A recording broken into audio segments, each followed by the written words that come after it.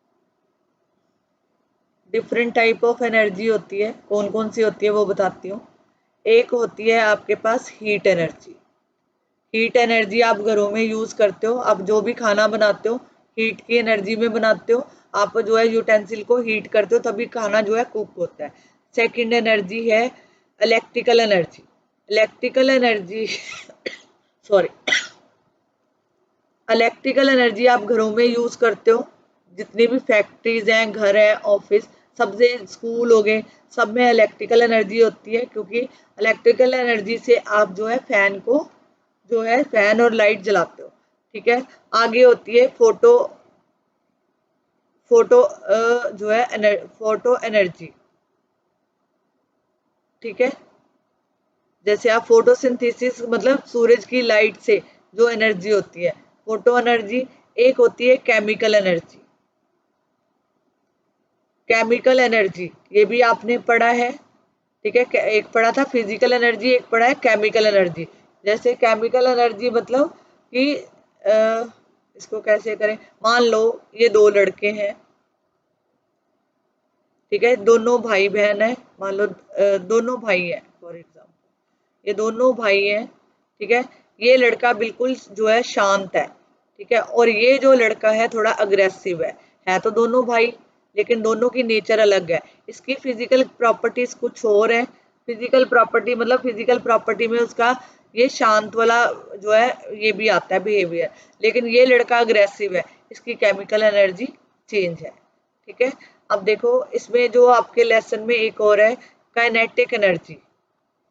Kinetic energy related to the motion. Related to motion, कोई भी चीज अगर मूव करेगी तो उसमें काइनेटिक एनर्जी होगी। जैसे बच्चे टॉय चलाते हैं तो टॉय में जो है चाबी देते हैं तो टॉय चलना शुरू हो जाता है। तो जब टॉय को चाबी वाइंड करते हैं, जैसे आप घड़ी पहनते हो, घड़ी को वाइंड अप किया जाता है तो उसमें जो है पोटेंशियल एनर्जी होता है। जब घड़ी मूव करती है, चलना शुरू हो जाती है, तो वो कन्वर्ट हो जाती है काइनेटिक एनर्जी में। ओके। आगे है पोटेंशियल एनर्जी। पोटेंशियल एनर्जी जो है शेप के ऊपर होती है, शेप और पोजीशन के साथ रिलेट करती है।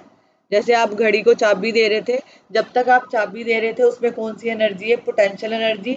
अगर घड़ी चलना शुरू हो जाती है तो उसमें थी काइनेटिक एनर्जी। जैसे आपके पास कोई टॉय है, टॉय को वाइंड किया आपने, ठीक है, उसको जो है चाबी दी आपने, ठीक है, तो ये टॉय के अंदर जो है कौन सी एनर्जी है, पोटेंशियल एनर्जी। लेकिन जब टॉय मूव करता है उसमें कौन सी एनर्जी है, काइनेटिक एनर्जी। ओके। तो कहने का मतलब है हमारे पास डिफरेंट काइंड ऑफ एनर्जीज हैं, लेकिन हम अकॉर्डिंग टू आपकी बुक की बात करेंगे। ये देखो यहाँ पे है, जैसे ये लड़का दिखा रखा है कि boy while playing football runs all over the field and spend energy. मतलब जैसे आप बॉल ग्राउंड में खेलते हो तो ये आपकी एनर्जी की लग रही है। आप बॉल तभी खेल पाओगे जैसे आप पढ़ रहे हो, ठीक है, पढ़ाई करते हो, तब भी आपकी एनर्जी लगती है। तो कहने का मतलब है एनर्जी की जो डेफिनेशन है, energy is the capacity of doing work. हर बंदे के काम करने की क्षमता जो है अलग अलग होती है, एफिशिएंसी अलग अलग होती है। मान लो हम क्लास में टीचर जो है दो बच्चों को होमवर्क दे रही है, ठीक है, होमवर्क देते हैं तो एक बच्चा जो है फटाफट कर लेता है, एक बच्चे का होमवर्क कंप्लीट नहीं होता। तो कहने का मतलब है इस बच्चे की एनर्जी जो है एज कंपेरेटिव टू सेकंड बच्चे की एनर्जी से ज्यादा है। तो कहने का मतलब ए की एनर्जी बी के साथ ज्यादा है। तो कहने का मतलब है कि ये जो रिलेशन बिटवीन वर्क और एनर्जी का आपस में एक रिलेशनशिप बनता है कि अगर आपकी एनर्जी ज्यादा है तो वर्क जो है ज्यादा होगा, अगर आपकी जो एनर्जी है डाउन है तो वर्क उतना ही कम होगा। ओके। वर्क उतना ही कम होगा। जैसे मान लो मैं दो बच्चों को कोई टास्क देती हूँ कि कोई गेम खेलते हैं बच्चों के साथ, ठीक है, यहाँ पे हम कोई गेम खेल रहे हैं बच्चों के साथ, हमने टीम बनाई ए और एक में टीम बनाई बी, ठीक है, हमने दोनों को सेम टास्क दे दिया।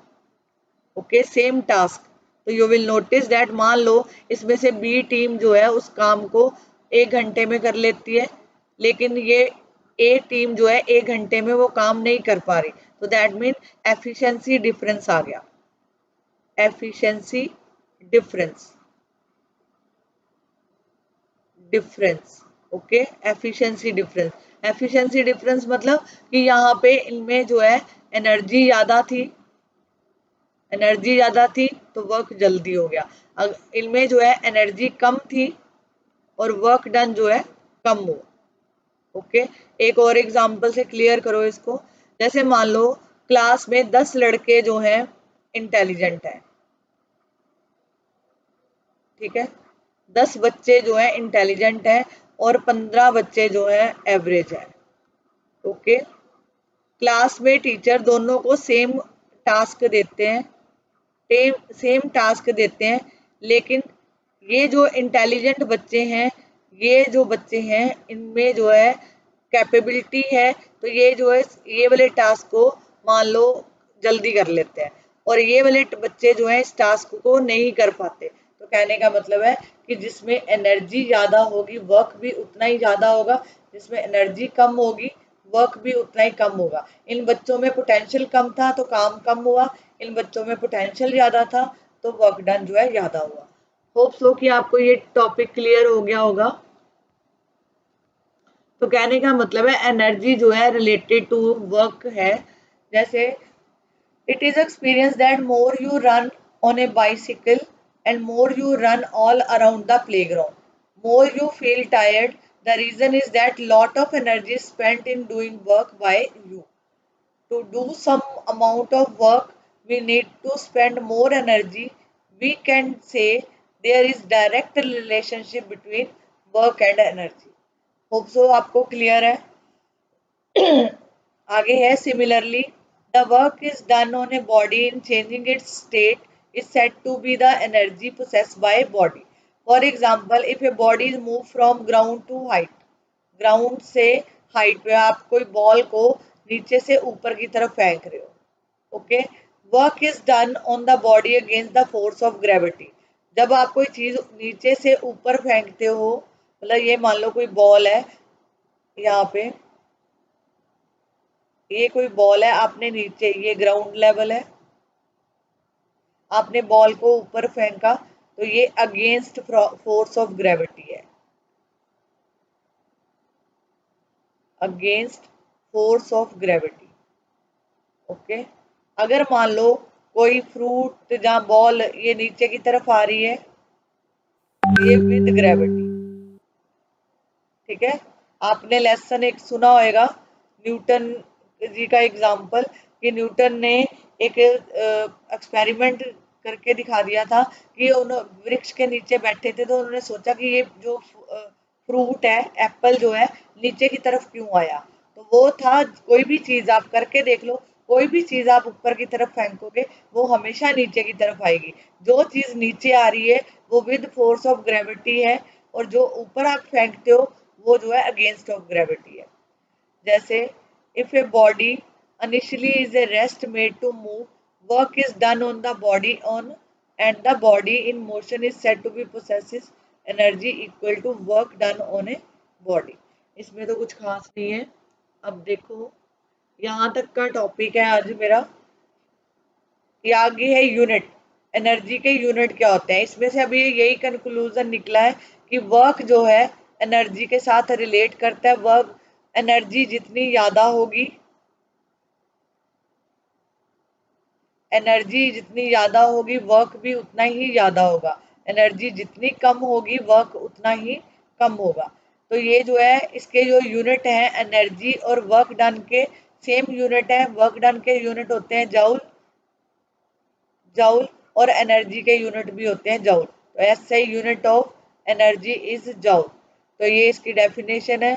ए body said to be possesses an energy of 1 joule if it can do 1 joule work or if 1 joule of work is done। ये इसकी डेफिनेशन है।